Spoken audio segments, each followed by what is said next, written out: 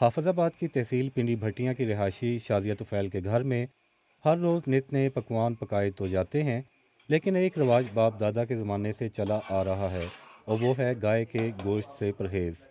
نہیں نہیں نہیں نہیں، بالکل نہیں، گائے کا گوشت ہمارے گھر میں نہیں بنتا بالکل بھی، کیونکہ بزرگوں سے بھی میں نے یہی دیکھا کہ کبھی ہمارے گھر میں گائے کا گوشت نہیں آیا، اور ڈیفینیٹلی میرے بچوں میں بھی یہ چیز گئی ہے کہ وہ بھی گائے کا گوشت پسند ہی نہیں کرتے، دیکھتے ہی نہیں ہیں۔ مسلمان اور ہندو صدیوں ایک ساتھ رہنے کے بعد 1947 میں الگ تو ہو گئے، لیکن اس دور میں مذہبی رواداری کی بنیاد پر گائے کے گوشت سے پرہیز کی مثال کو آج بھی پاکستان میں کئی خاندان زندہ رکھے ہوئے ہیں۔ پنجابی ثقافت کے ماہرین کا کہنا ہے کہ ہندوستان میں دیگر علاقوں سے آنے والے مسلمان گائے کے گوشت کے استعمال کو ساتھ لائے، لیکن مقامی مسلمان یہاں کے رسم و رواج کی وجہ سے اس سے گریز کرتے تھے اور یہ روایت آج بھی کسی نہ کسی شکل میں قائم ہے۔ اگر اس کے پس منظر میں ہم تھوڑا سا جائیں تو بر صغیر کے اندر دو طرح کے طبقات ہیں مسلمانوں میں۔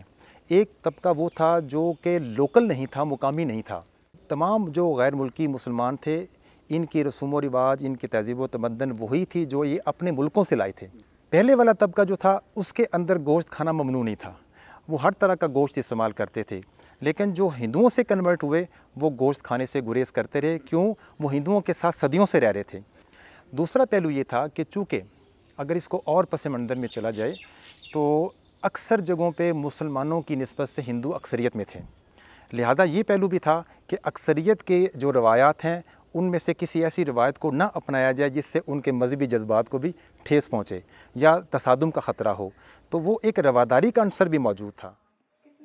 پاکستان کے صوبہ پنجاب کے وسطی علاقے میں صرف شازیہ طفیل کا گھرانہ ہی نہیں بلکہ ایسے کئی خاندان ملتے ہیں جہاں گائے پالی تو جاتی ہے لیکن اس کے گوشت کو کبھی دسترخوان پر رکھا نہیں گیا۔ ذیشان ظفر، BBC نیوز، حافظ آباد۔